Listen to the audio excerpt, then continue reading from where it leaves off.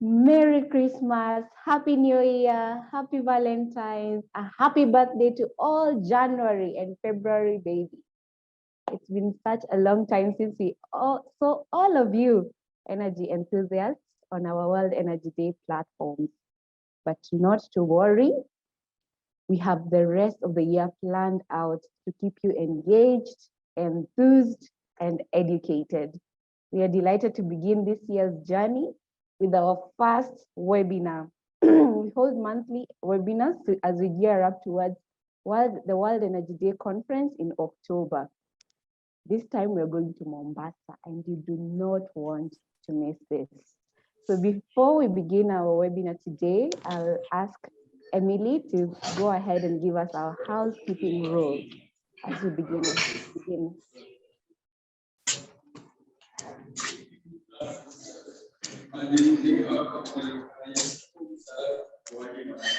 Good morning, everyone.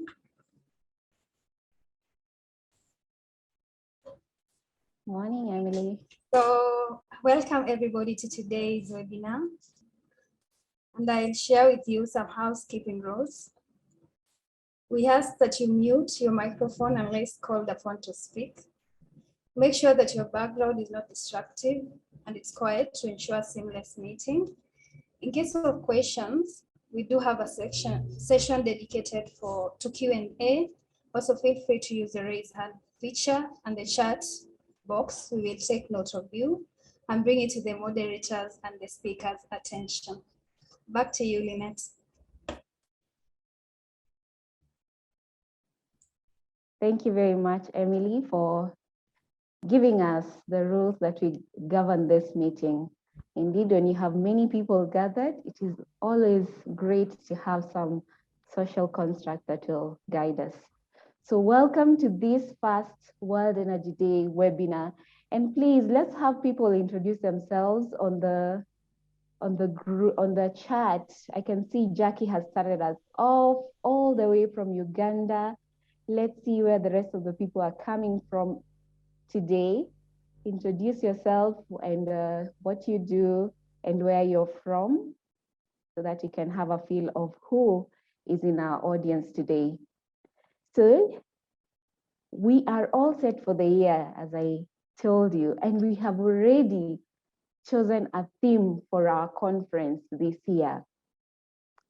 And we're excited to share the theme today.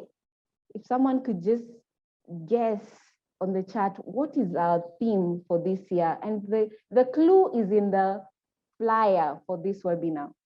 The clue is in the flyer for this webinar. If someone can just guess what the theme is, friends and family of World Energy Day, you're not allowed to put out the theme on the chat, but we can have the rest of the people just put it out on the chat. What do you think the theme for this year is?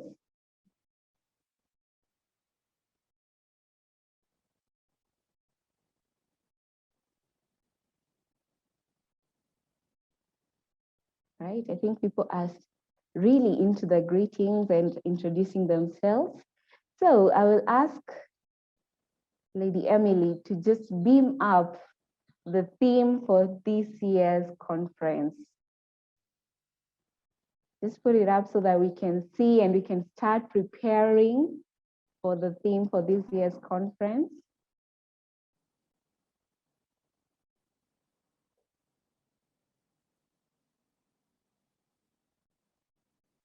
And there we have it. Thank you, Karen, for putting it up. The theme for this year is Empowering Energy Independence in Africa. Empowering Energy Independence in Africa. And the sub-theme is Enabling Rural and Urban Renewable Energy Awareness, Access, and Affordability.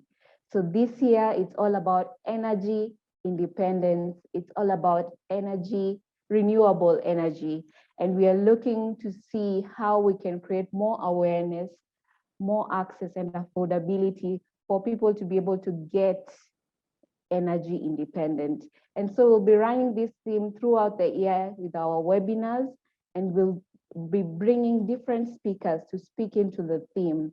We're also going to give a call for papers, which is coming very soon. And so if you have a paper that relates to our theme for this year, please ensure that you send it through so that you can be chosen as a speaker for our conference this year.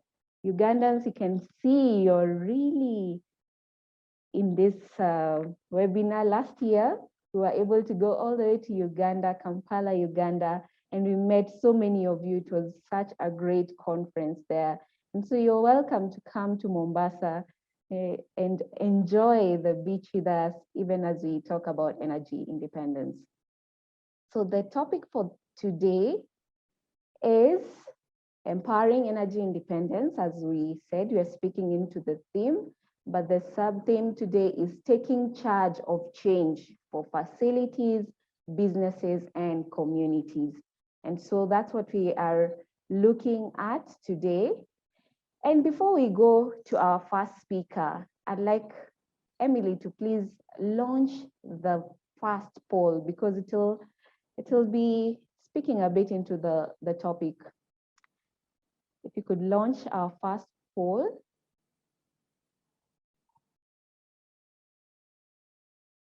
There you go. Do you think energy poverty has gender dimensions? Please give us your response to this. I can see a lot of the answers coming in. Do you think energy poverty has some gender dimensions? All right.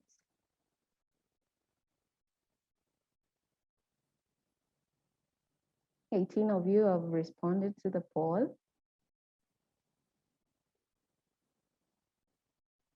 Okay, we'll take a few more.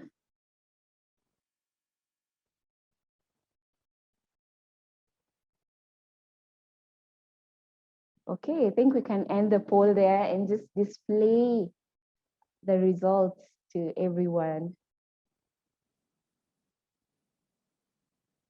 Okay, as you can see, 81% think that energy poverty has a gender dimension and 19% do not think so.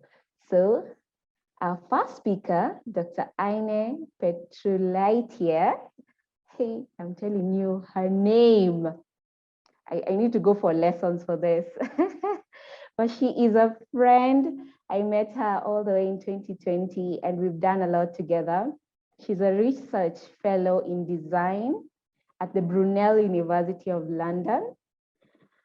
She is doing the Africa to UK trilateral research project called GENS. It's gender mainstreaming for energy security in poor and urban environments.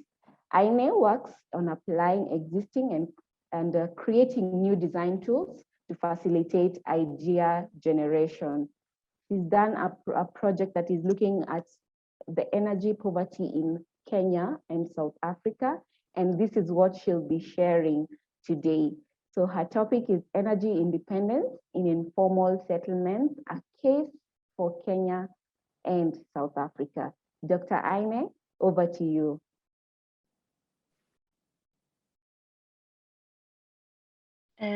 Good morning, everyone. Thank you, Lynette, for a wonderful presentation. You were very much on spot also pronouncing my name. It's great to see all of you this morning, quite an early morning in London, I would say, six in the morning. So I'm sending my best wishes from London to you, and thank you very much, Lynette and Innovators, for inviting me and for giving me this chance to share my research and research of Jen's project. And I hope this is going to be interesting for all of you this morning. So let me share my screen so I can start. I can start presenting. So I kept the title, in fact, and Lynette just introduced that this is going to be the topic of your conference this year. So empowering energy independence, taking charge of change for facilities, businesses, communities, a case of Kenya and South Africa. And this is pretty much in line on what we are doing at GENS.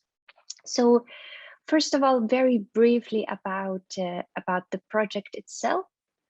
So GENS is, as Lynette mentioned, a trilateral project. So it's a collaboration between 3 institutions, so Stellenbosch University in South Africa, University of Nairobi in Kenya, and Brunel University in London, which I'm from. And so we're looking at energy insecurity in poor urban environments, so-called slums, shanty towns, through the gender lens. So we perceive energy being gendered, and that's how we are looking at the problem. So our project is a 5-year project, which started in 2019. So we're already more than halfway through, and it's funded. It's a collaborative funding funded by the government of South Africa and the government of the UK. So we're really looking at these 3 elements: gender mainstreaming, energy security, and poor urban environments. And also, as Lynette mentioned, my background is in design, but we have very, very different expertise in our projects. We're people looking at policy making, people looking at capacity building, and also at Brunel, we have responsibility for design. So we're really making this project to be very collaborative and very broad in focus, because that's what we think we need, all these expertise in order to make a real difference and change in the energy sector. So our focus is really combining all 3 sustainable development goals. So sustainable goal number 5 on gender equality, sustainable goal number 7 on affordable and clean energy, which is, I believe, that the key focus of this whole roundtable and also the conference, and sustainable goal number 11 on sustainable cities and communities, and particularly on ensuring services in slum areas. So how does GENS take charge of energy change in informal urban settlements? Another question, very important question for today's discussion. So just to summarize what we're doing. So first of all, we are working towards understanding the current situation. So we collect gender disaggregated data, we analyze energy related issues in informal urban settlements by collecting both qualitative and quantitative data, and really physically going to the settlements and working with communities. Secondly, we build capacity. So we listen to members of low-income urban communities. We try to give them agency and decision-making power through training, through all sorts of workshops, events, and to really letting people know that we hear them, and they're very important and fundamental part of this of making the change happen. We also network and unite different stakeholders. So we collaborate with policymakers at different levels, with society, so with community members, with NGOs, with industry, research organizations. And we also support and enable the change. So that what's our final goal of the project. So we establish spaces and develop tools, so to enable that smooth stakeholder collaboration and creation of new energy innovations. So GENS case study locations are Madhara informal settlement in Nairobi, which I believe most of you are familiar with, and Groenheuwel in just on the outskirts of Cape Town in South Africa, in a small town called Paarl. And when we started the project, we really aimed to understand the context. So very often urban areas are no-go zones. There's very little information about them. There's a lot of work that's been done in rural environments, and there's a lot of information that can be found also in literature. But in terms of urban environments, they're still slightly unexplored. So what we did at the very beginning of the project. We wanted to gain understanding how people live there, how they use energy, what's the relationship. So we did an in-depth data collection. So we went to both informal settlements and we collected quantitative and qualitative data. So we used questionnaires for quantitative data, and we carried out ethnographic field work. And it was done in 2020, so we couldn't do it physically ourselves. And we employed local community members. So we also built the capacity in the sense that we trained local community members how to collect data. And this is also was another skill that they learned. And it went really well. We're actually very happy about what the pandemic forced us to do. And it came out to be a really great activity, both for community members and for us. And it actually strengthened that collaboration and strengthened the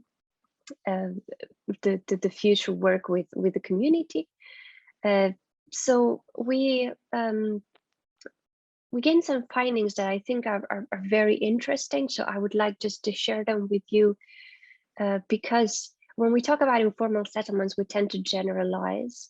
And what we noticed that both informal settlements, Madare and Kroonewal in South Africa, they're very different. So I just wanted to give you a little bit of understanding that when we work in informal settlements, we really need to go there and analyze and understand, instead of just assume that we know how they look like. So I believe a lot of you are already familiar with Madare, and you probably already visited this informal settlement. So Madare is a huge place, right? It's home for more than 200,000 people, and it's very dense. It's really packed, and most of the structures are attached, which really makes the moving around the settlement complicated. So for those of you who's been to Madare, you can see that all the passages are very narrow, and in fact, there's only 4% of land that's been left for movement and circulation. So when you imagine about providing energy services or restocking or supplying or delivering, that makes it much more complicated. So people who live there are most of the people are tenants, so they don't have title deeds, and they in fact do very little to maintain their property. Also, majority of the residents are engaged in non-regular works. All of them, most of them work from time to time and usually just spend money on a daily basis. We found out also that majority of the households are male-headed in Madare, but women play an important leading role in deciding which energy sources to obtain. They go to collect them and they use them, and men usually pay for household energy sources and devices and energy generating devices. It's interesting that absolute majority, so 93%, are connected to the national grid, and of which 50% are illegal and unmetered. And of course, this is also preferred by the residents being this way. And kerosene is the most preferred fuel, followed by charcoal for cooking, heating, and boiling water. So really, the renewable energy is just starting to be used. We saw some examples of people using solar energy, but there is a lot of security issues. So really, this is just a very brief overview of how Madare looks like. But let's take a look at Kroonewal, so the informal settlement in South Africa, which is a completely different picture. So it's a much smaller informal settlement with just over 10,000 people living in it, and most of the houses are freestanding. So people have much more space. Their houses usually have a garden and their fence. They can have, of course, not all of them do. Then most of the structures are owned by residents. So of course, their relationship with their houses is completely different than people in Madare. Unfortunately, unemployment rate is very high, so people live on social grants, and this has been observed that it's enough for them, so they don't even search for jobs.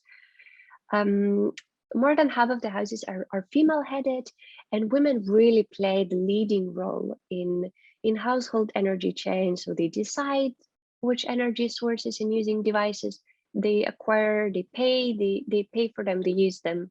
Of course, because the social grant is also goes to the hands of a woman in that case. Also, majority of the houses are connected to the national grid, and in South African case, only 13% are connected illegally because the government offers free basic electricity, and even if it's a very low credit, it's often enough for people just to have very basic electricity at home and to fulfill their basic needs. However, even with that, there's frequent load shedding, and for that reason, fuel stacking is still very common. So families often use LPG, charcoal, candles, kerosene to fulfill their needs. So they cannot rely on electricity only. So this is, I think, a very good example that even if houses have electricity, there is still, the problem is not solved. It's still there. It's unreliable, and people need to find a way how to deal with that. Which was another interesting thing is that solar, biogas, and generators are not used in the settlement. So that's another really observation from both of our settlements, that solar is not commonly used, not widespread. So we observed like a lot of issues in this two informal settlements, but why do we have to consider gender in energy innovations?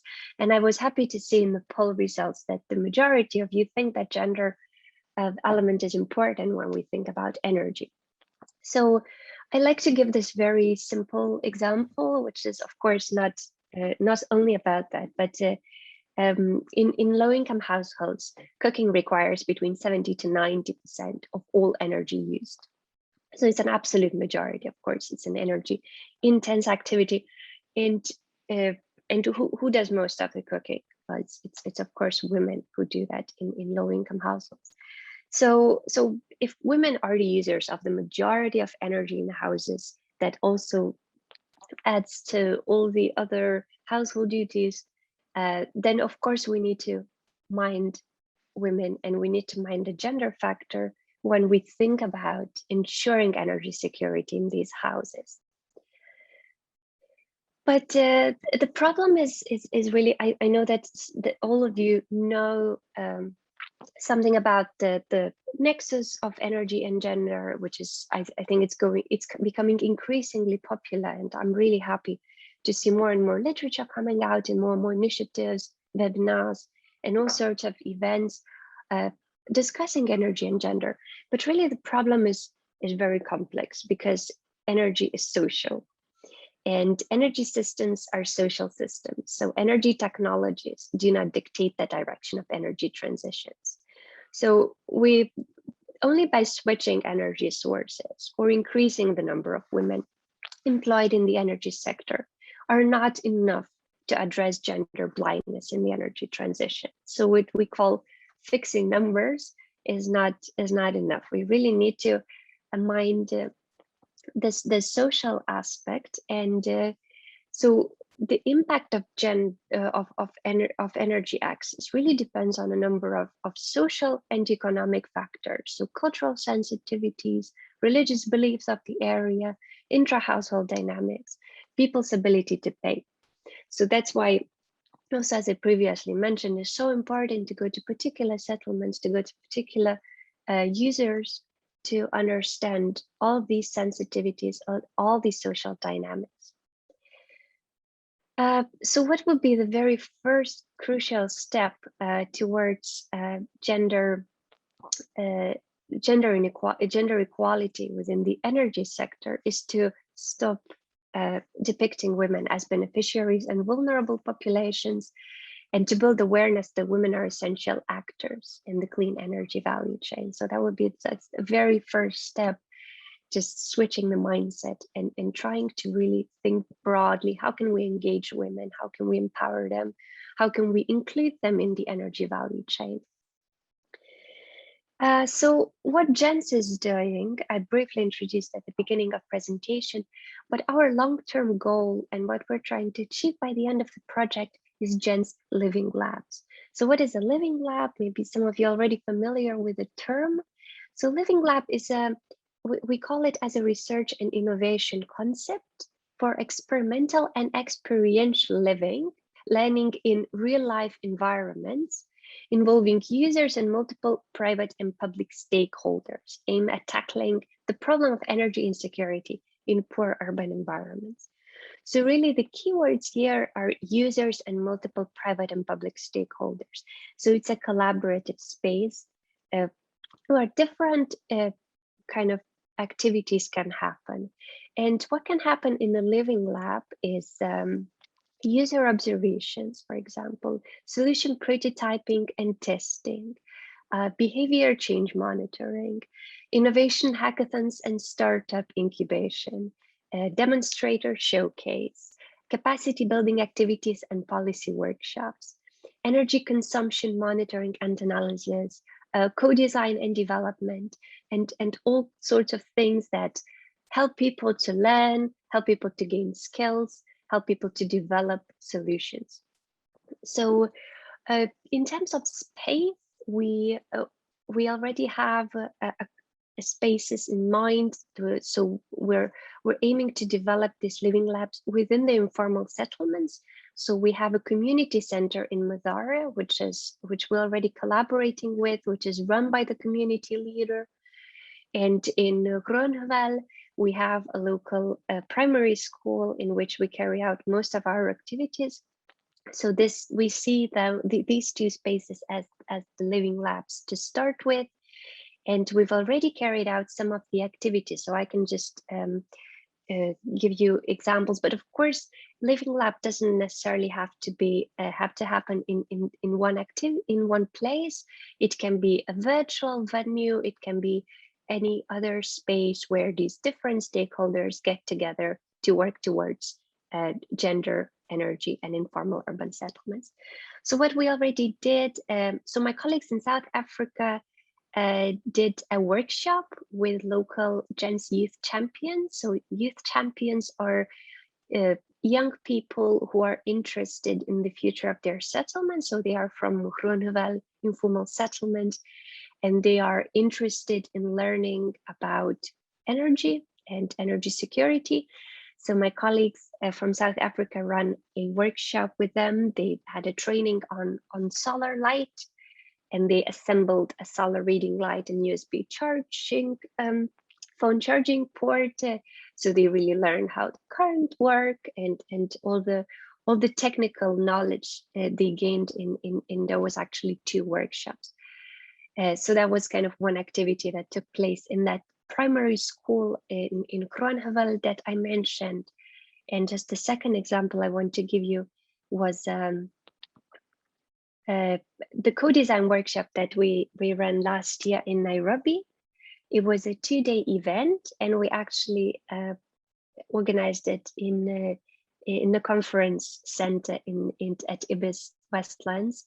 And we actually had a great number of participants. So we had 11 representatives from industry, including innovators. We had 9 Madara community members. We had 4 researchers and 1 policymaker attending this workshop, what I called as a simulation of what could happen in a GENS living lab. So it was really a multi-stakeholder activity. And it was actually great to see how people collaborate, how fundamental Madara community members were in helping other stakeholders understand the issues that people have, which is really the best thing. You just ask people from the community what issues related to energy they face.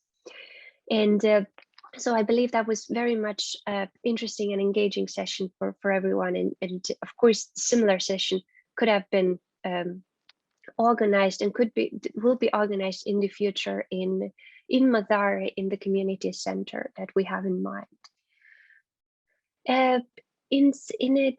Although during the co-design workshop, we used a Gen's co-design toolkit. So that's another thing that we are responsible for at Brunel. So because we're looking at design, we want to help these stakeholders design energy innovations with gender in mind and really focused on low-income urban informal settlements.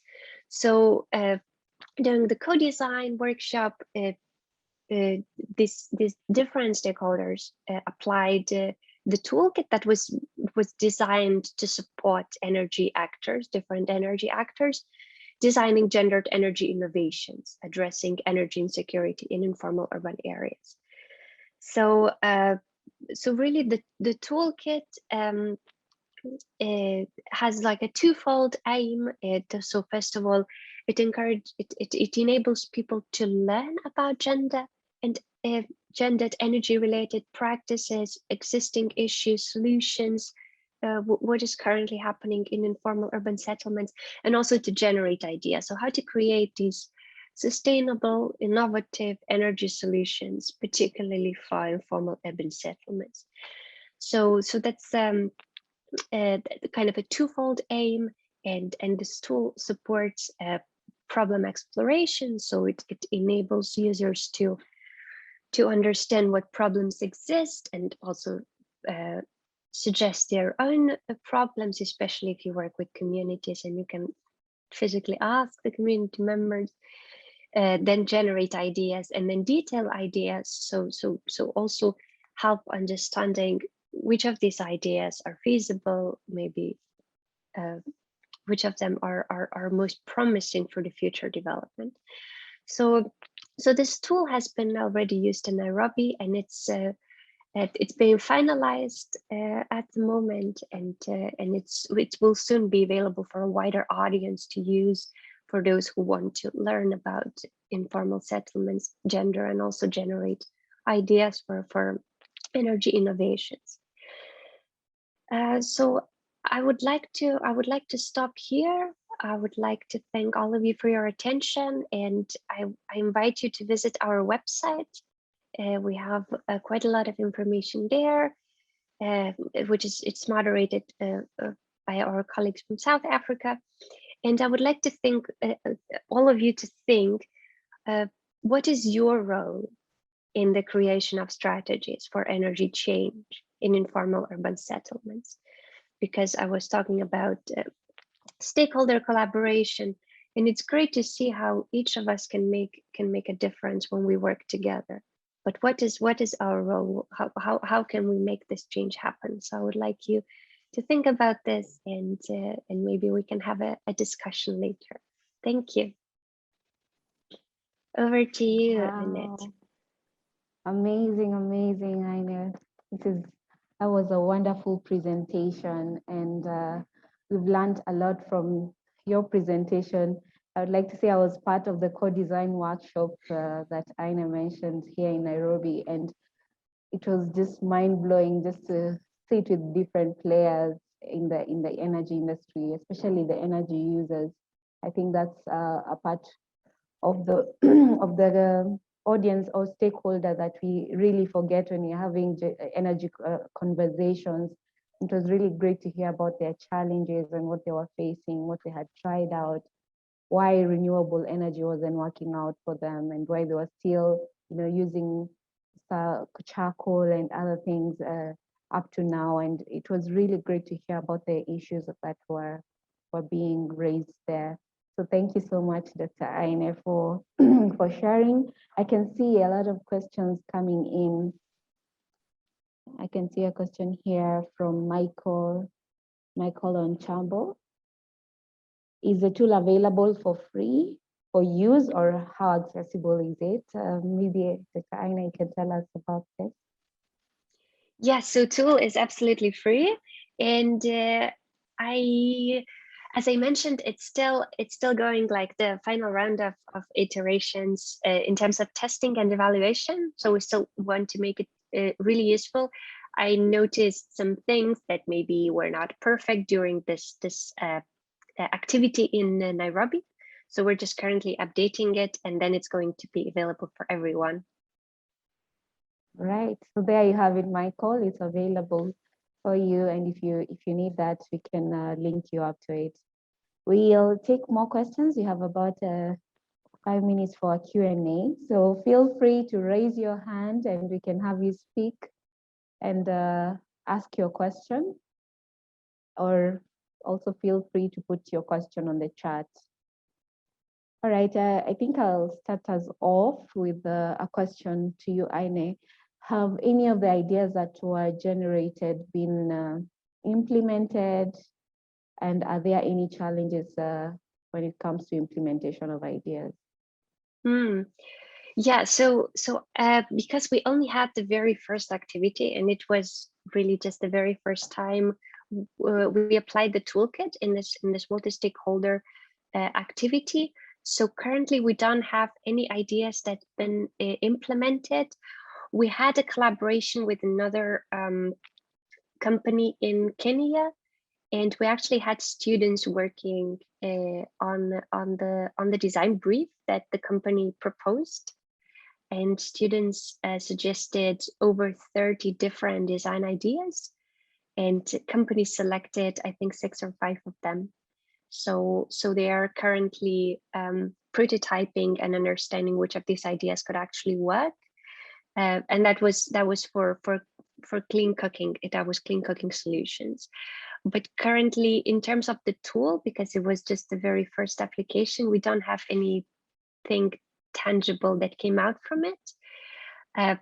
But really, the implementation is probably going to be one of the most challenging parts. That's why we see, so even though we're working towards this multi-stakeholder engagement, because as you, Lynette, said, it's so important to have these different people in the room and listen to them, and especially, the energy users. But in the end, we see companies like innovators are as fundamental actors here, because then it's really your role to actually build those products and to come up with products and services that could be implemented in this environment. Of course, this must be decided in collaboration with other stakeholders. So that's why I also did these workshops with innovators that we really see that we need to give this agency for companies if we want to see those solutions reaching informal settlements. So that's what we're hoping to do more, and then to see solutions actually happening in those areas.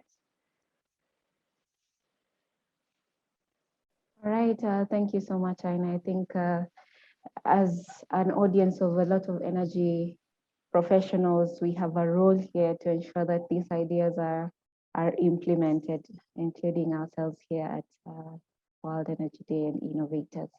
All right, I'll take two more questions. I can see a question from Michelle. Michelle, do you want to just put out your question and unmute yourself so that we can hear your voice?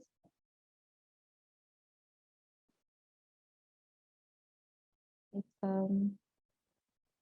Michelle Akuteliza.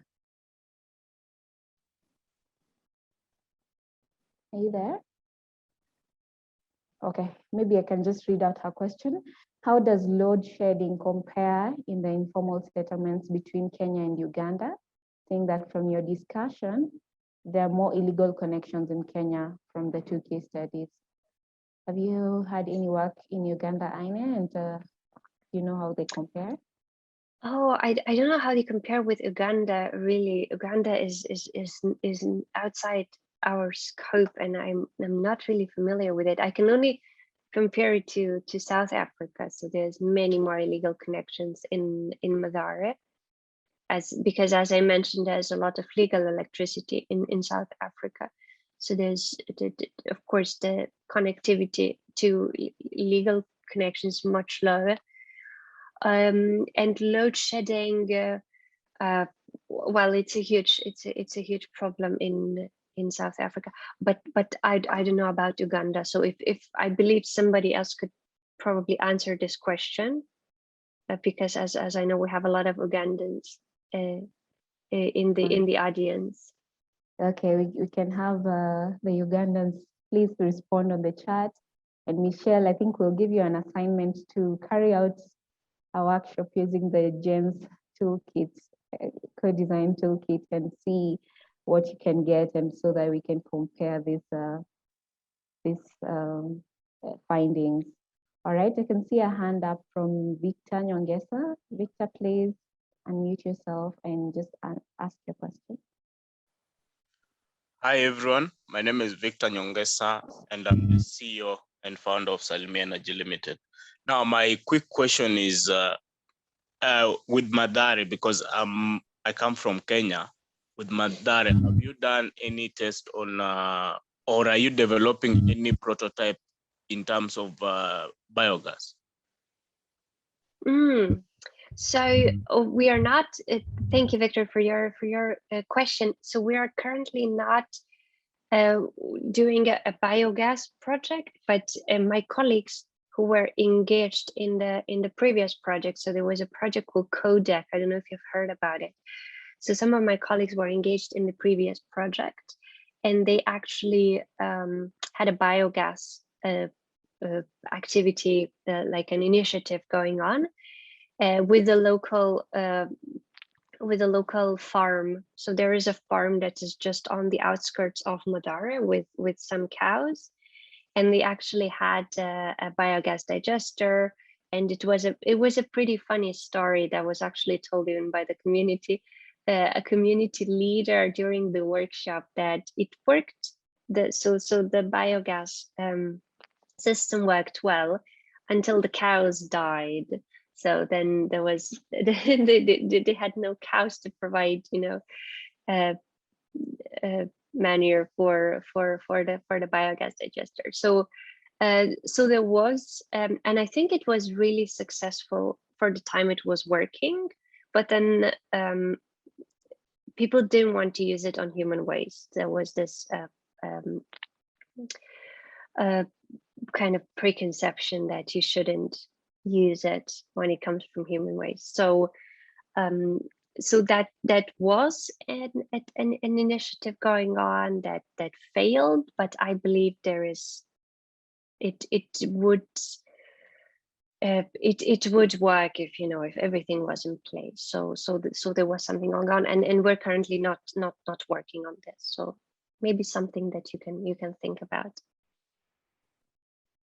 Okay, Right, thank you. Thank you. I was there when we were told the story of the cow dying, and it was quite something.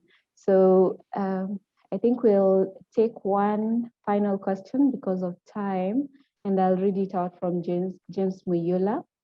Thanks for the nice presentation. How are you ensuring that such interventions are embedded in county energy plans? Or maybe county, country as well, if you could respond to that, Aine. Yeah, so we really understand the importance here, and I know that my colleagues in South Africa are working a lot on collaborating with the municipality within which the informal settlement is, and we see local policymakers, so people from the government, as fundamental actors. So if this is not going to work at the at the government scale, at the government level, then we know that's not going to be implemented. That's why these government actors, people from municipality, are so important in the whole process. And I think you can see the lady here in the center in the picture, even that she is responsible for all the community engagement and also engaging with municipality. So just to make sure that we are aligned, and the solutions that we suggest and that come out from a living lab is going to work and is going to be satisfactorily to the governments and to municipalities and counties as well. So that's how we're trying to ensure that. All right, thank you so much, Aine, and everyone for all your questions. Jimmy and Michael, I see your questions, and I'm going to ask Aine to please respond to them on the chat because of time. And we're going to also ask you, Aine, that if you can share the reports that came out of the co-design workshop, and so that people can pick up the ideas that were generated, and we can send it out to the audience so that they can see what to pick up and what solutions they can come up with for the informal sector of Mathare. So we want to thank you again for waking up so early to be able to be here. I think the only person who's beat you on waking up really early is someone from Australia here. You can see in the chat. What is the name? Oh no, but it's later in Australia. It's evening. Is it evening or morning? I think it's already late. Oh, it's late. Yeah, it's already afternoon, okay. I think. Oh yeah, it's late. So I'm the winner. Yay! Thank you so much for creating your time and creating this presentation and being able to give us such wonderful ideas. All right. It's a pleasure. Thank you. All right. Okay, we'll move on to our next speaker. And before we do that, I'm going to ask that we launch our second poll, because it will speak into what our second speaker is going to speak about. Emily, if you could please launch the second poll. All right, there it goes. What do you consider as the larger barrier to acceptability of renewable energy projects in local communities? What do you consider as the larger barrier to acceptability of renewable energy projects in local communities? Do you think it's a social and cultural factor, political or economic? And political here is around policy making. And economic, we have the market, technology, and even just financial. So what do you think is the biggest barrier to adoption of renewable energy projects? You can see a lot of people putting in their comments. About 50% of us. So wait for a little more. Please respond to the chat on the poll that's on your screen, so that we can see what your thoughts are. And everyone who's coming in, welcome to this webinar. We're really excited to have you here. We just heard from our first speaker, and we are really eager to hear from our next speaker. So please respond to the poll, and then we can have the results displayed. Okay, another 5 seconds for that.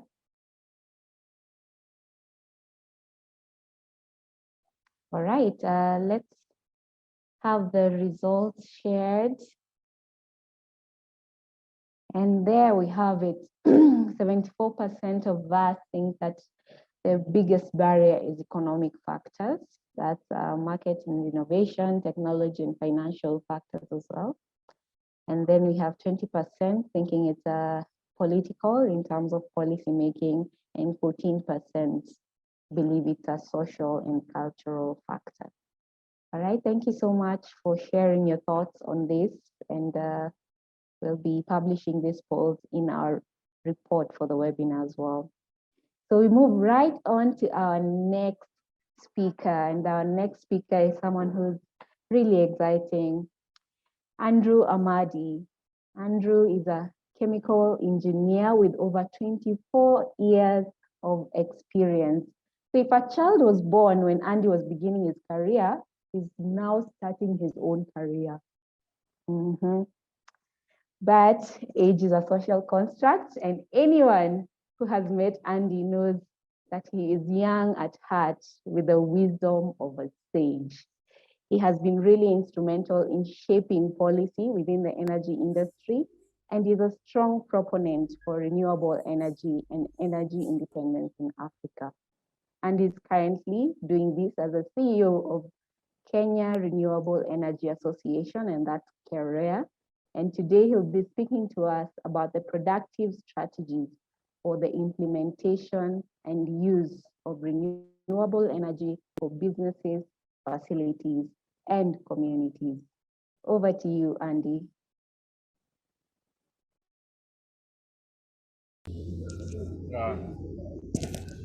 Thank you. Can you hear me? Yes, we can hear you, Andy. Okay, thank you so much, Lynette, for that introduction a little bit. I had to look behind me and see if there's somebody else that you're talking about, but I do concede the age factor as being just a number. I think we are as young or as old as our imagination limits us. And I have a lot of imagination, so I don't know whether that makes me old or young. You can decide for yourselves. Anyway, thank you so much for this opportunity, and congratulations on organizing for the first round table. I will not be doing a PowerPoint presentation. The last time I was asked why I don't have one, I said I speak from the heart. So that is where I'll be talking from, and I will also welcome interjections. You can raise your hand and I will be able to answer if that is, if there's something pressing, or if you want to get clarity or even challenge what I'm saying. I welcome that very much. Put it in the chat, and keep this interactive as possible is my approach. So today, well, first of all, thank you, Aine, for that very enlightening presentation, and looking at an area that is oftentimes ignored. This is in the access to energy and to electricity. We found that initially, when you design according to geography, then you find that there are very many people under the grid who are not being served. And those are well represented in the informal settlements, as well as even in the peri-urban areas. And it's good that we are doing this kind of study to better understand, and at the same time find mechanisms of how to address those salient challenges. So let me start by talking about the organization that I work for, because they pay my salary, and it is only a good courtesy to mention them. I work with the Kenya Renewable Energy Association, which is an umbrella body that brings together practitioners in the renewable energy spectrum. KEREA was created in 2002. So if you do your calculations, then you'll see that KEREA is 20 years old this year. And we will be at a later point looking at how to both reflect on what has been done, and also to start the shift to where it is that we want to go. So starting on the general topic, this is related to the work that KEREA is doing. KEREA has done a strategic plan and identified 4 areas of intervention, or 4 areas of focus. One is around issues of policy and the enabling regulatory environment. 2 is access to finance. 3 is access to markets, and 4 is access to technologies. And all of these blend into the conversation, as we shall see going forward. So whenever we talk about energy security, I think we need to look at it at different levels. We need to look at it from the micro level, and that is what Aine was really focusing or emphasizing on with the study, that you're looking at it from the individual households of, let us say, what are described as the most vulnerable.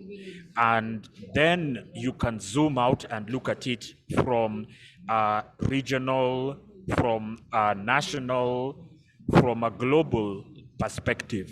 And the moment you start that conversation, then you have to engage the discussion around centralized versus decentralized systems. So when we look at our energy security at a national level, for example, we have 2 main systems that ensure energy is moving. That is the national grid for electricity and the petroleum reticulation systems. And those are centralized systems. And with centralized systems, the vulnerability occurs at the level of the entire system. We have experienced this with electricity on January 11th, 2022, when allegedly a hacksaw brought the entire country down in terms of the electricity supply. So that is the first vulnerability of a centralized system, is the single point of failure, that you can be able, whether it is intentional or whether it is unintentional, you can be able to cause the whole system to come down at one point. And the same applies to some extent to the petroleum sector. If there is an incident as has happened, I think sometime in 2008, I don't remember exactly when part of the pipeline was out and a lot of the country experienced massive shortage of petroleum, or in the case where it was in also 2009 December, when we realized that the stocks for reserve had actually been depleted and there was a petroleum shortage that affected not just the country but the region as a whole. So when it comes to planning at a national level, those need to be looked at very critically in terms of looking at how you can be able to create redundancies in your system such that you are not vulnerable to one point of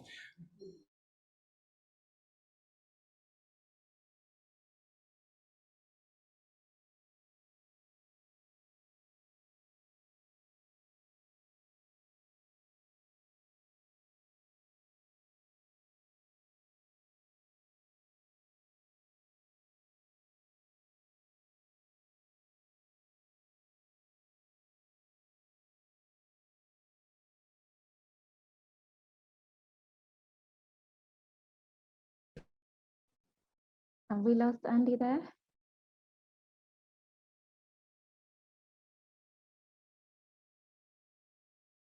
Andy, we lost you for a moment. I can't hear him. I can't hear him. Please unmute yourself, Andy. Okay. Yeah, all right. Yeah, what was the last thing that you heard? Create redundancy. Okay. Yeah. So for the macro level, those are considerations that need to be made. We still will be using petroleum for some time. The pipeline is already over capacity. And of course, there's now the construction of the new Lamu port that was also to come with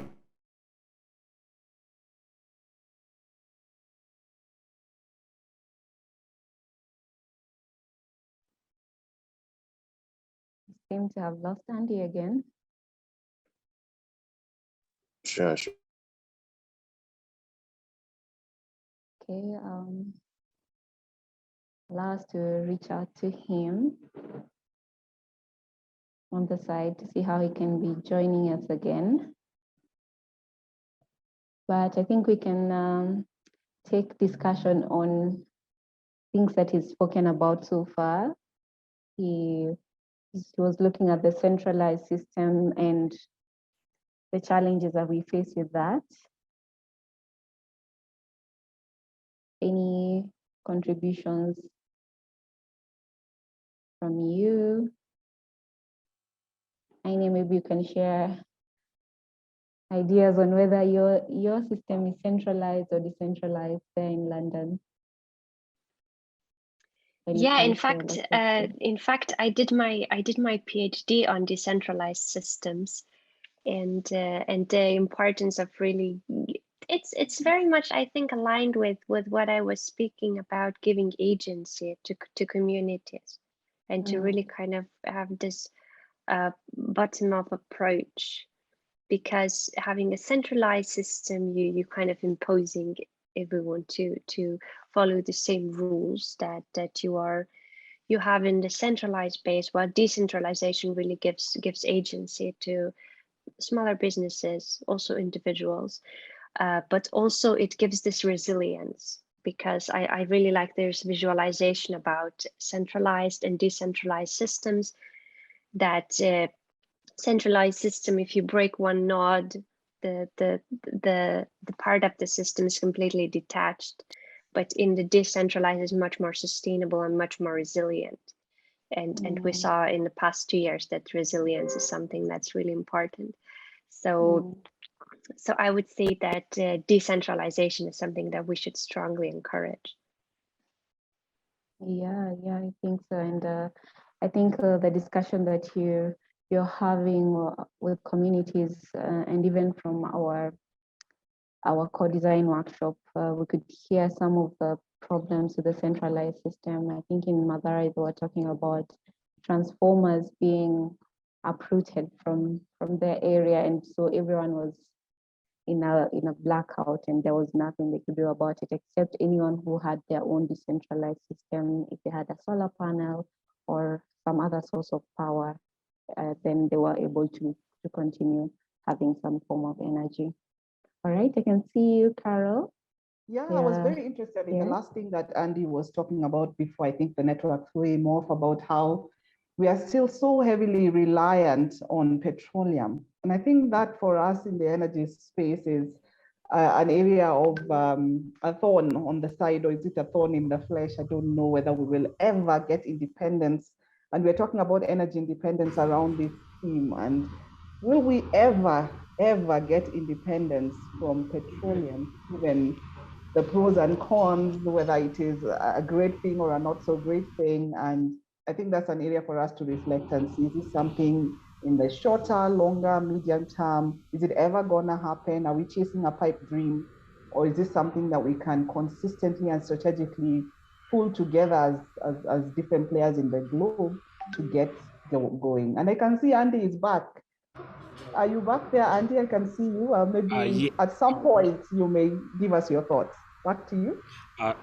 Yes, thank you so much, Caroline. I think I lost internet connection, but I am now back online.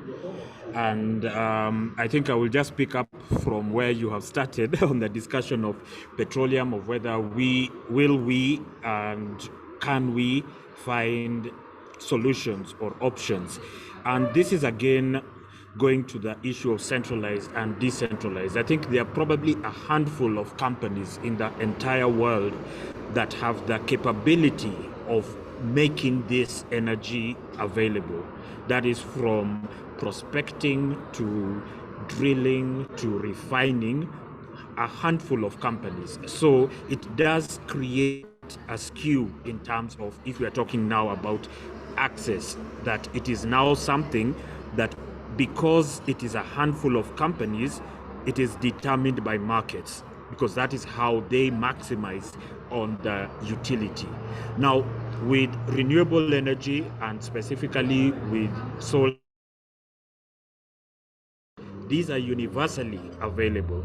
So it means that everybody has got access to them. The sun is literally unlimited in respect to the available quantity and the total demand for electricity. And over time, specifically in the last 10 to the unit cost for electricity has reduced by a factor of more than 10. And today, source of electricity. And when we talk about it from a potential point of view, then that makes electricity in Africa in the world. So that presents a situation that presents a point of view that, unlike with petroleum, where the trend is that the few companies that have the capability of creating utility increase the cost or control the cost with a resource that is available in unlimited supply, then the determining factor is the cost of conversion, which has, contrary to what you might expect, reduced tremendously. The efficiency has improved, the cost has reduced. So that makes it accessible. The problem now becomes not a technical problem, but a financial modeling problem. Because as energy engineers, we compare energy not from the capital cost of setting it up, but from the levelized cost of energy. So if we are talking about energy at an individual level, at a most, we are able to plan at that level. We are able to provide energy security for each and every individual. And this is probably already happening at some level or the other, at the point of communication, which has become an integral part of our lives. And with the Sea Commissions Authority of Kenya stating that we have 85.2% connectivity, then it infers that we have 85.2% access to some kind of electricity or the other, because you cannot connect to the internet without electricity.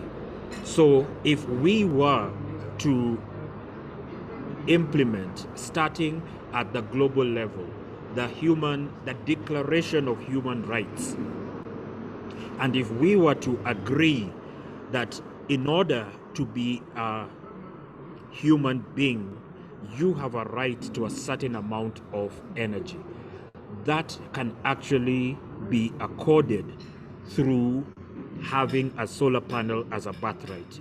If you have a panel and you can charge your phone, at the very least, you have got two things guaranteed: access to electricity at some level and access to information at the other level. And that would be what I would recommend, that for anybody who depends on information, for all the knowledge workers, for the people that are working from home, this is not something that is inaccessible. This is something that is totally achievable, that you can be able to assert your independence by not having your communications to be dependent on a system that has got vulnerabilities, but secondary and related to the opinion poll, a system that is also expensive. That is also the barrier to access. That is why majority of the companies that are providing pay-as-you-go systems are not getting their customers in remote areas with absolutely no access. Yes, they are getting some, but a good number of their customers are under the grid because they feel the pinch and the cost of that connectivity, which again threatens security if you cannot be able to afford it. So affordability of renewable energy is also another challenge, and this is where now the opportunity comes, particularly for businesses. So long as there is a revenue source to be able to pay, and there is, I have not met anybody, perhaps there's somebody who does not want to have cheaper energy, more reliable, predictable. I've not seen people that don't want it. The question is the model of how it is presented.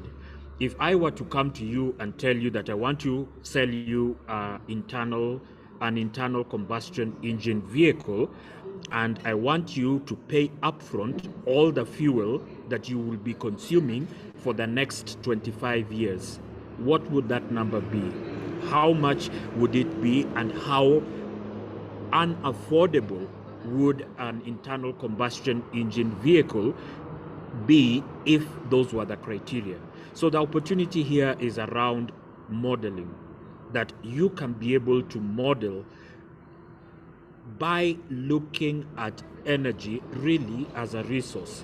looking at it as a financial resource, looking at a solar panel the way that we look at land or the way that a bank looks at money, that if this is converted and to the best of our knowledge, to the best of the standards, shows that it can, then this asset can be able to generate for 2,400 hours a year a product that has innate demand, willingness to pay, and ability to pay from the consumer. Then the financing systems would be a no-brainer. There are issues that crop up, and Aine mentioned one of them, which is securing, and that is a real issue. And today, in the design of solar systems, that is a factor that comes in, but the method for securing, for example, rooftop solar panels is not so much a physical, but an analytical tool that can be able to alert a response system. For example, that panel number 64 is something is happening to that because you have translated this into data and you have made scenario configurations that can be able to tell you that this component is at risk. So we see a situation where part of the security, literally, of energy comes out of the data that can be generated, monitored, and monetized to bring the service that the energy requires. So we talk a lot about electricity and petroleum, and I am guilty as charged, but our real insecurity in Kenya in terms of our energy is cooking, energy for cooking. We don't act like there's a looming crisis, but if you look at the data, if you look at the pie chart, and you see that our primary energy is biomass used for cooking. And when you interrogate this and find that this is a factor of 3 times the total petroleum consumed and maybe 4 times the electricity that is being consumed, and most importantly, that the primary sources are not being replenished, that is wood fuel. As much as there has been great improvement through clean cooking technologies, through more efficient use of appliances that are used for cooking with biomass, that has reduced it to some extent. Through the switch to LPG has also helped to stem the rate at which we are depleting this finite resource. Then, and also the introduction of ethanol, that is now probably going to be a game changer, because that is a resource that is renewable and that can be locally produced and generated.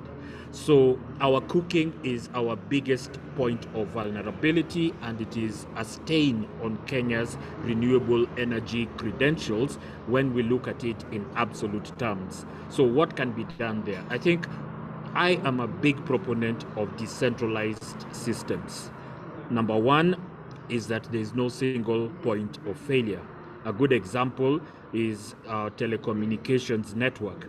Because it is by this design, and mobile telecommunication to be more precise, it is more or less 10,000 or so base transceiver stations relaying information from one to another. Yes, there have been cases when the whole network comes down, but they are very few and far between compared to, say, electricity. So leveraging on this information system, we can be able to create stability for decentralized systems through information aggregation of that information, and the translation of the aggregated information into what then makes sense, be it from a financing point of view, you can be able to finance as a single aggregated system or as multiple channels of investment. Rooftop solar for all businesses in Kenya, I dare say even sub-Saharan Africa, that use electricity during the day. I think, Lynette, you have a question. Not a question. I am just seeking permission to interrupt you, Andy, and because we have our third speaker who has a hard stop at 10:30, and if you would allow me, and if the audience would allow me to just have him present, and then we can come back to all the questions that I can see in the chat. I have questions myself, and I can see a lot of alignment between you and Aine on this, especially when it comes to cooking and the energy for that and renewable energy for that. So the audience, please allow us to just jump into our next segment quickly, and then we'll be back. Please hold your questions because we'll be back. Our next speaker is one that makes the proponent on age being a social construct really come to life. He is a sustainability professional, both in the energy and clean transport segments. And he is currently the operations manager in a startup in Nairobi that has the largest fleet of electric 2- and 3-wheelers in Kenya. He is also a board member and vice president of business development in the Association of Electric Mobility and Development Africa.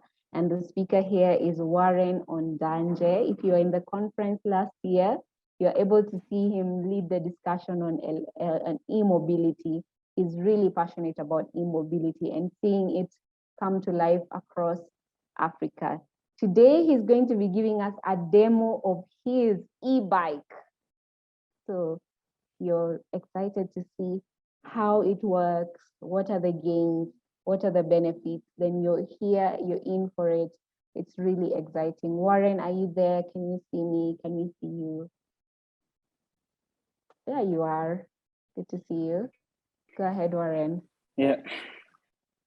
Thanks a lot, Lynette, for the elaborate introduction. It's really a pleasure to be amongst a room full of energy sustainability professionals, people who are taking the lead and really taking charge of the world's prosperous and sustainable future. I was planning on having an e-bike, but instead I will show you just a photo of an e-bike and probably just take you through one or two of its.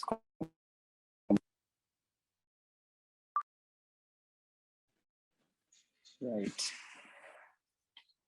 Before you is an image of an e-bike, and that's what I have pretty much been using for my daily commute, here and there, testing out and walking the talk about electrification of transport, and more so personal transport.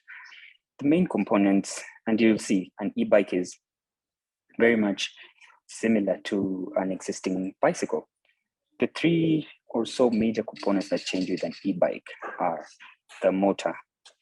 You can see on this one, it has a motor on the front wheel. It's that little pointer there with the hub motor indicated.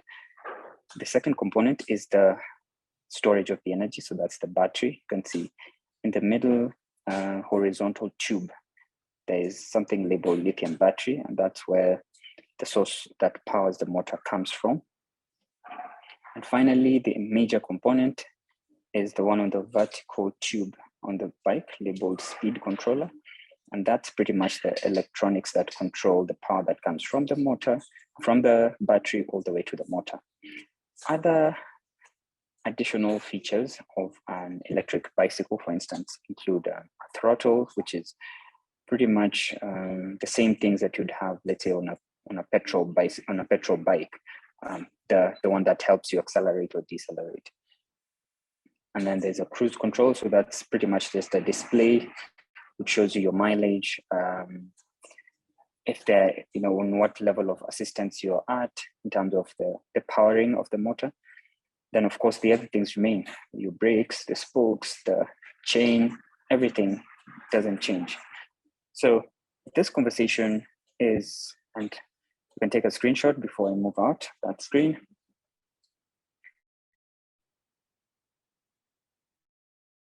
Address and bring to light to you on why electrification of transport is so important today. One of the main things that makes electrification of transport is, especially in Africa, it's not even the environmental concerns, but it starts with the pocket of the individual, the cost savings.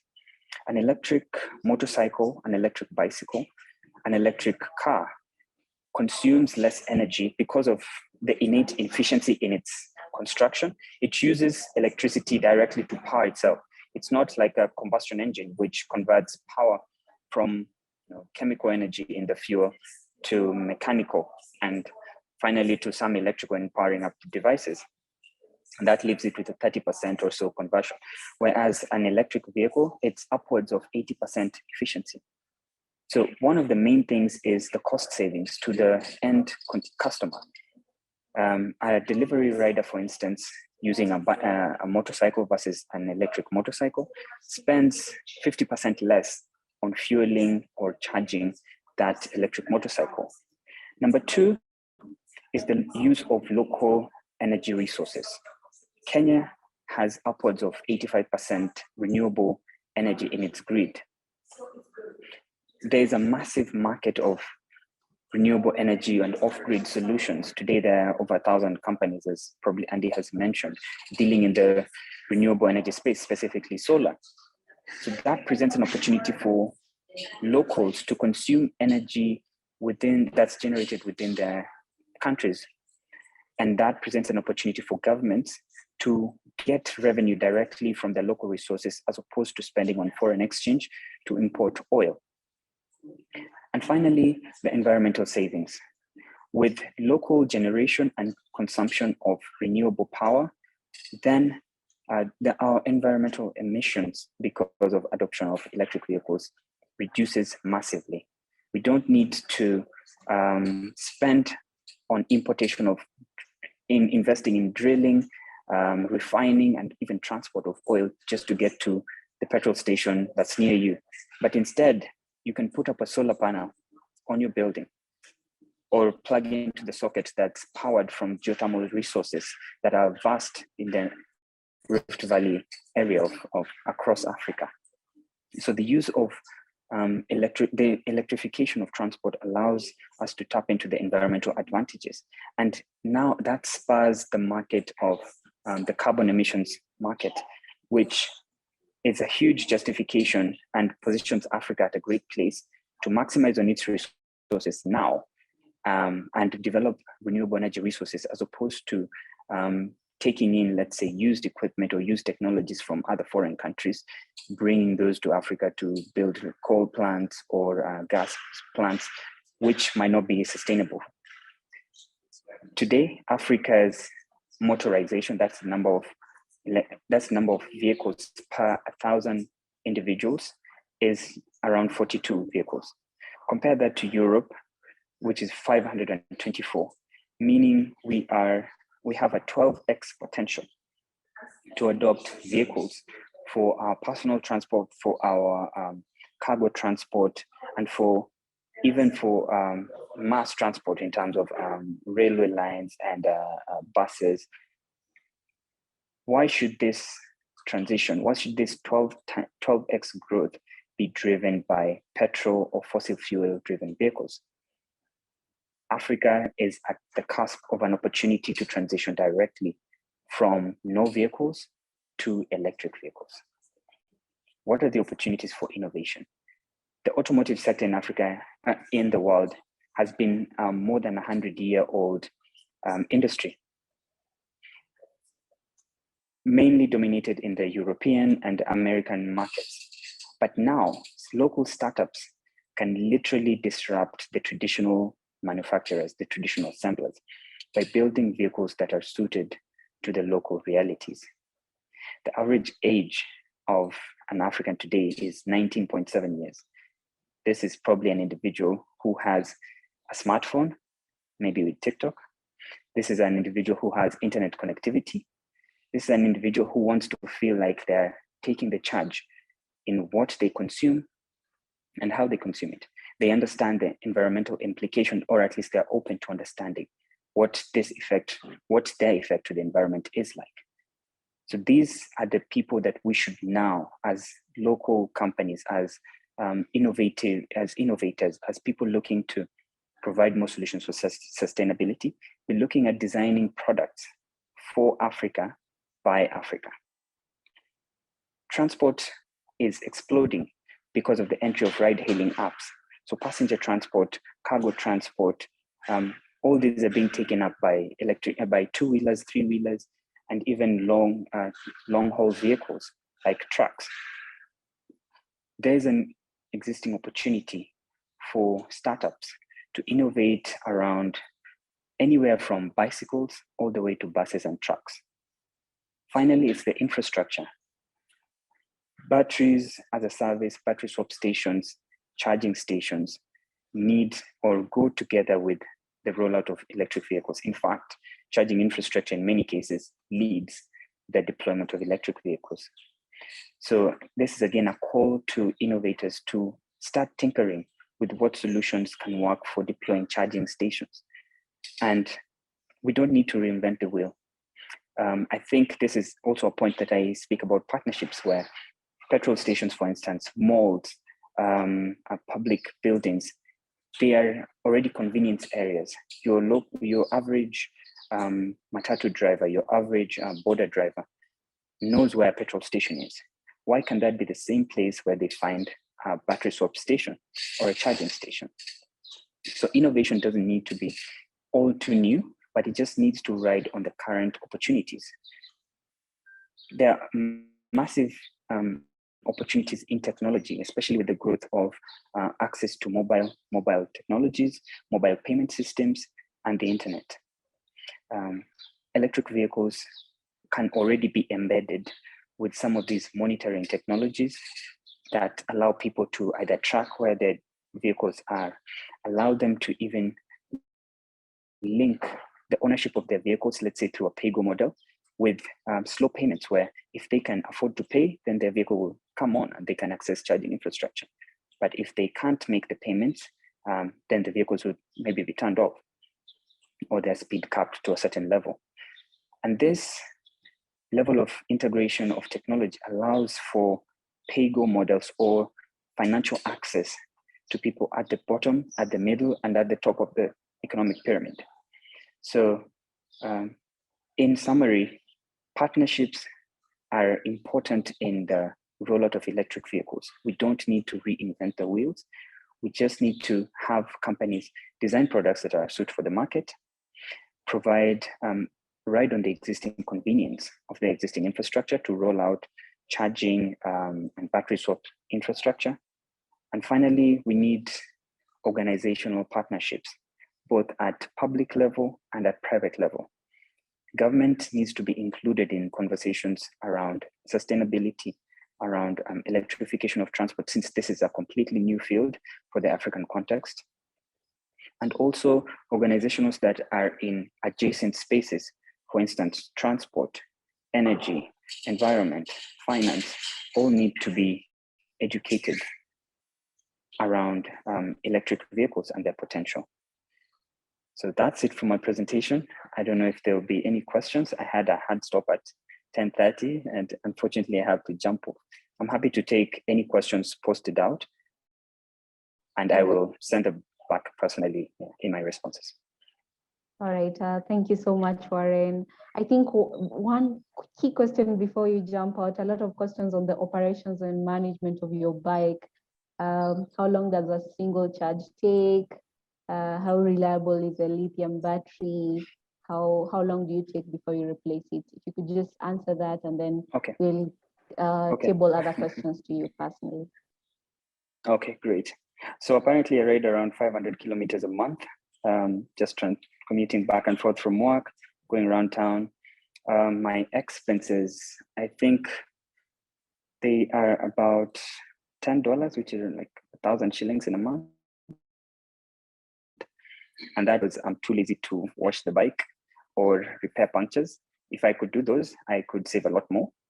I've not had to think about electronics because I think they'll last anywhere from 2 to 3 years, maintenance free. So I only have to do regular checks with the people who supply me the bike. The battery on the bike takes me for around 40 to 50 kilometers per charge. So I would charge every other day, or sometimes I just walk into office, take out the battery, plug it into the socket, and yeah, in essence, I don't spend anything on energy. The battery life, I think, lasts around 4 years before the capacity is reduced by around 10%. But that's not really a concern for me who commute, a very short distance. I have to commute maybe every other day for me to actually charge the battery fully. So I'm seeing myself, I'll have to be using the bike maybe for another 5, 6 before I have a serious issue with the battery. But even so, commuting electric is pretty interesting. Zooming past people also is very convenient, and guaranteeing myself that I can always get there in 15 or 20 minutes is such a reliever. Oh, wow. Amazing. I am sure motorists, owners of vehicles are wondering, 1,000 shillings? You know how much you spend on fuel. So it's really great to hear about your experience and that you're living the e-mobility in your own life with the e-bike. It's really great to hear, and so much richness in your presentation and so many opportunities you pointed out for us, 12 times potential growth for us. So thank you so much, Warren. We'll release you for your next meeting, but we'll send you questions that are put on the chat or raised up by our audience, and then you can respond to them personally, and we'll have them in our report that we send out to participants. So thank you so much, Warren, for doing this with us. All right, so thank you everyone who's participating and asking questions on the chat. We can see you're really an active audience, and you can see a lot of people pointing out the health benefits. Then you're saying there's a lot of mental health benefits for people who are riding a bike. And just if you could just search Warren on his LinkedIn, and he has shared his experience of using his bike and what the benefits have been for him, just being able to sometimes switch off the electric motor and just, have an exercise out of it when he's going back home. And so it's really great to see all the potential we have in Africa to just move right the way we moved from no internet to having cell phones and mobile banking, and we were able to jump so many steps that were taken by the developed world just to plug into interconnectivity. So it's really great to see that we have that opportunity with e-mobility. Andy, I know you're really passionate about e-mobility and the benefits that come to us and what Africa's potential for this is. So I'll just jump back to you as we also take questions from the audience. Thank you, Lynette. Maybe you could tell me how much time do I have left so that I can see what to focus on? Okay, you have about 10 minutes. 10 minutes, okay, great. The wrap up. Yeah, so I will continue with that theme of e-mobility. And of course, that is one of the ways of securing energy security at even an individual level, that because we are at the nascent stage, we are able to plan it. We can be able to know, similar to the illustration I used, that when you buy a vehicle, an oil marketing company knows that you will be consuming a certain amount for the foreseeable number of years. So when you're talking about e-mobility, then a solar company will know that you will require this amount of energy to be able to have mobility of a certain quantity for the next 25 years. So what better energy security would there be when you know that your transport is covered for the next 25 years? And going back, I think I'll just already start to answer some of the questions, like what Michael asked about the hydroelectric power plants, and that they have to sell or produce to the national grid.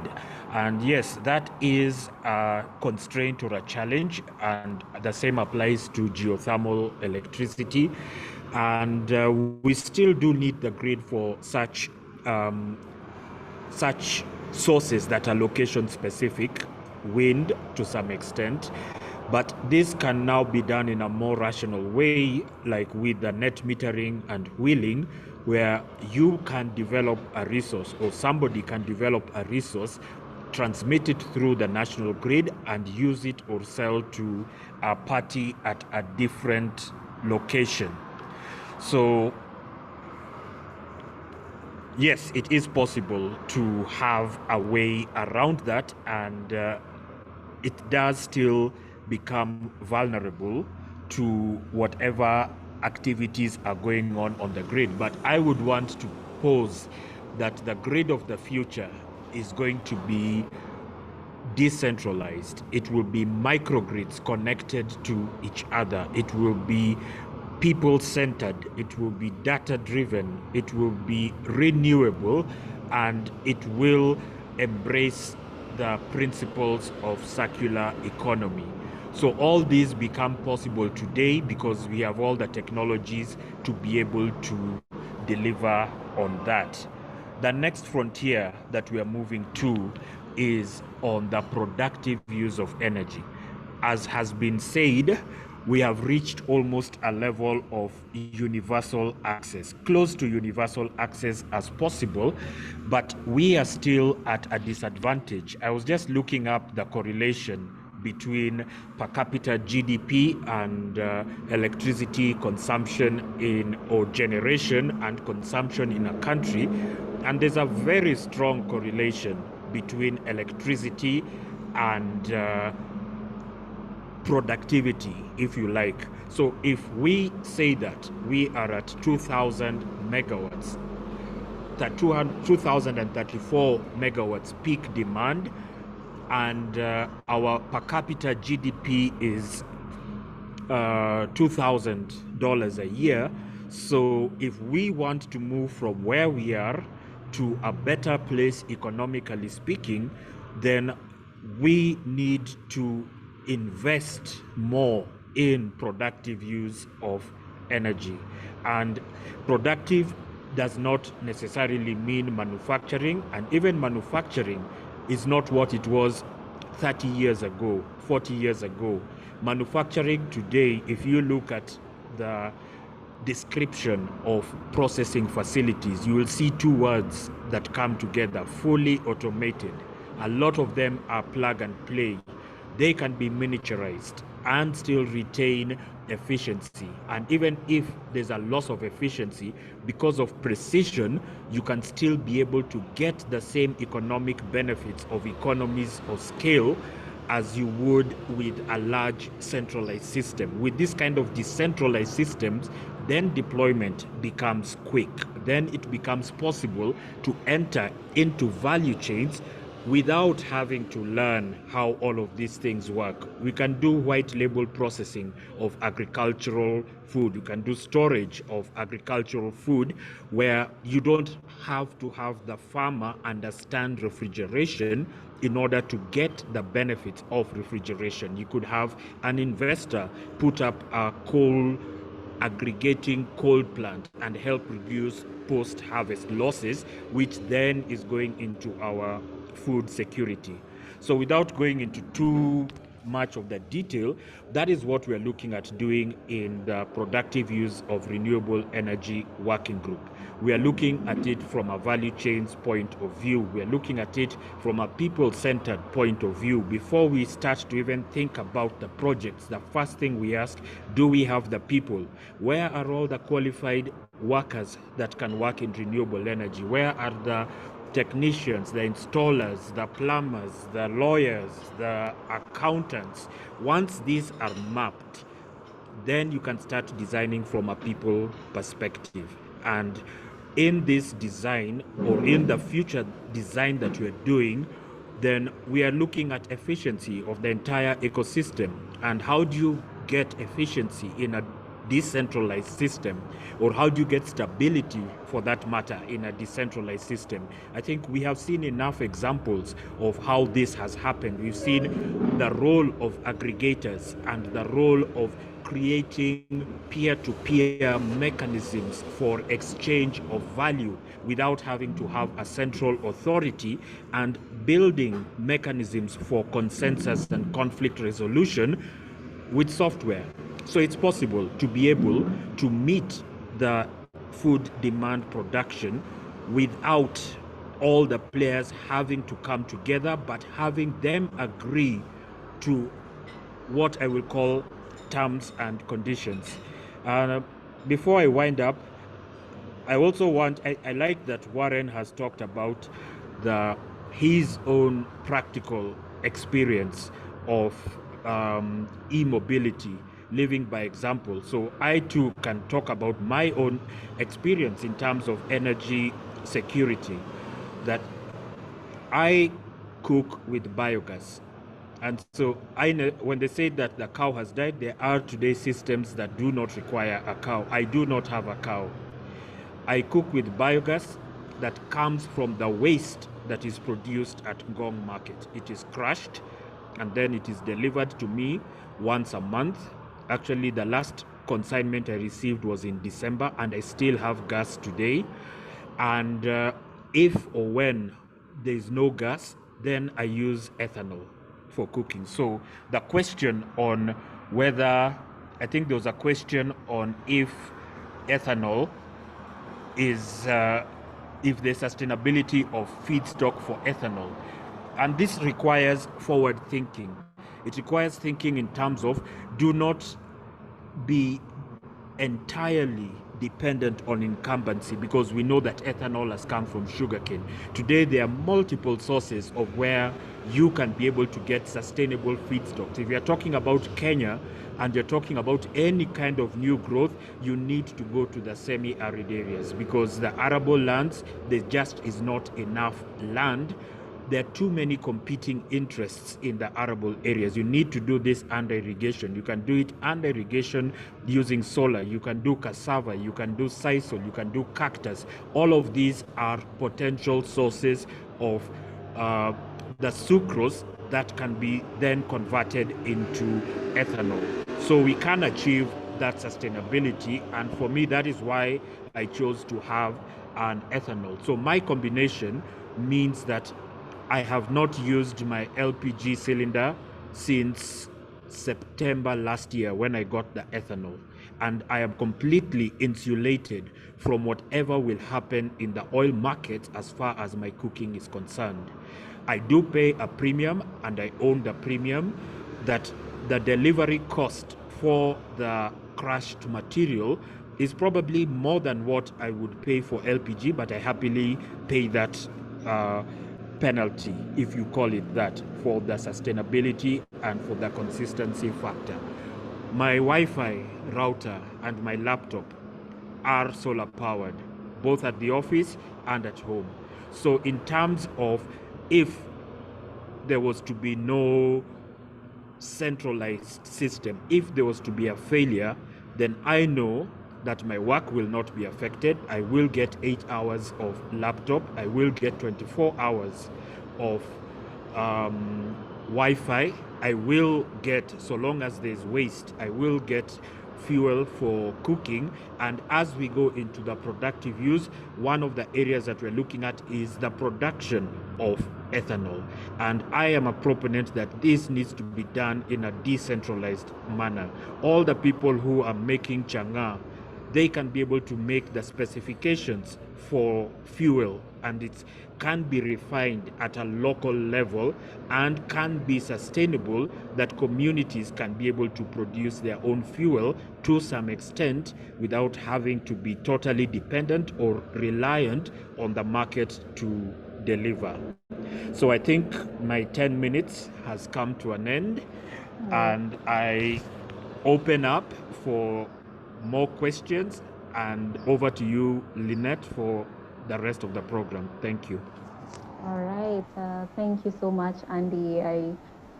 I am so impressed by your use of energy and renewable energy. I'm really impressed by the panel that you have of speakers today, that you're actually living examples of what it is like to be using renewable energy and to be going from centralized sources of energy to decentralizing. And it's really important that we have these examples because they're what inspires people to want to take up such solutions and to also create such solutions for others who cannot afford it.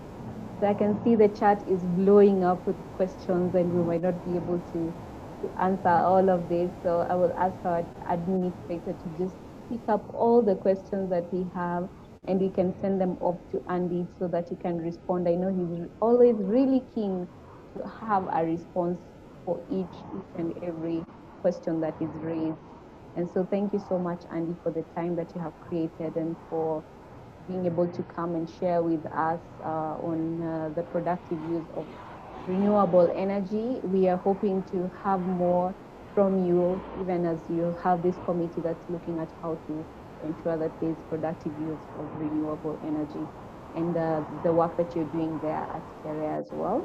I'd like to just mention that KEREA is an official partner for us this year in World Energy Day.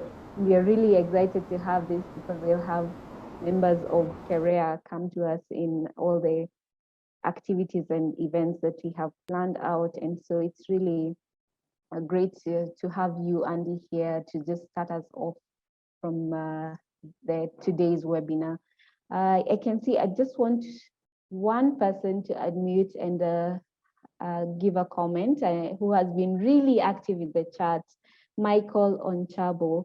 If you could just unmute and just, you could ask a question or you could just give a comment before we wrap up today. You've been really active on our chat today. Are you able to speak? Yes, Lynette. Hi, everyone. I love this initiative. I love these discussions. And actually, the way to go is renewable energy. And yeah, like I said, in the Rainforest Alliance, we are really championing some of these technologies to rural communities. But actually, the challenge is you tell people to go biogas, you tell people to use energy cooking stoves and here pellets and briquettes, but they have no need for them because they still have plenty of firewood available. So, I mean, then that's why I think I was really excited that we've also realized the same. We try as much as people appreciate. The few that acknowledge and adopt, they run with it, but the majority have no need because they haven't ran short of firewood. So the initiative taking it to urban and the pre-urban, probably rural settlements or urban settlements, I think that's a great, and we are also thinking towards that shift. And also on the Andy's presentation is really quite interesting. Actually, I was discussing with somebody last week who told me that Kenya, we have more electricity than we can consume. I was like, what do you mean?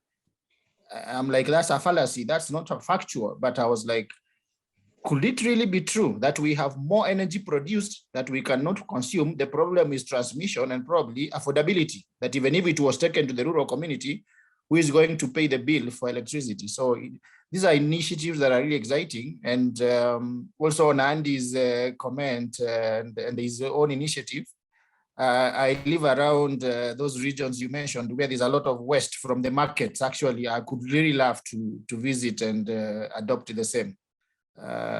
Thank you. All right, thank you so much, Michael. And I think you can reach out to us to see what collaborations we can have with the Rainforest Alliance in the coming events that we are planning, and maybe you could even be one of the speakers in one of our webinars. So thank you so much. I could really love to. Okay, thank you for commenting and for being very participatory, and everybody who's just putting comments in the chat. We really see you and we appreciate you, and we promise we'll take this up and give you a response. So before we wrap up and just give a vote of thanks, we'd like to take a group photo. Take a group photo. I know when we were having physical meetings, we'd go outside and line up in 2 or 3 lines and everyone smiles and we take a photo. So online, we would like to do this as well. Please turn on your videos so that you can see your beautiful faces and handsome faces. You can see videos coming on. Thank you for honoring us and honoring our requests. It's really great to see all of you. Wow. Please put on your videos so that we can just take a photo. You can see page 1. Page 1 has all of us with our videos on. Thank you. Page 2, guys. Yes, yes, yes. Thank you for honoring our request to have your videos on for a minute. So Ruth, do you want to do this? Okay, sure. So I'm on page 1. Can I see the smiles? Okay. Page 2. Can I see the smiles, please? Page 2, page 2. Okay. You are frowning on page 2. Page 2. Page 2, turn on your cameras. Anyway, it's fine.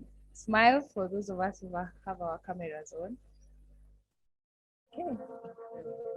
Thank you, thank you. Over to you, Lynette. All right, thank you so much, Ruth, for that. And you can keep your camera on or you can turn it off. It's a real great pleasure to have all of you. I just want to thank our speakers. You have enriched us this morning and afternoon for those in Australia and the rest of the world. So thank you for enriching us with your knowledge and your presentation and your comments. It's really great to hear from all of you the work that you're doing currently in the energy space. You have inspired us to want to take up the solutions that you have offered. And the audience, thank you for being such a wonderful audience, very participatory and putting questions up, comments up on the chat. I can see June saying she is in a bikini up there. She's also a rider of an electric bike, so well done and thank you. I didn't see her put her video on. It would have been interesting to see that.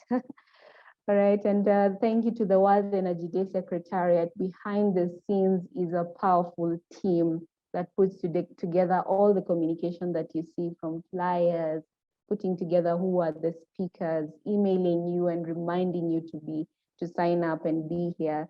So thank you to the World Energy Day Secretariat for all the good work that you do today.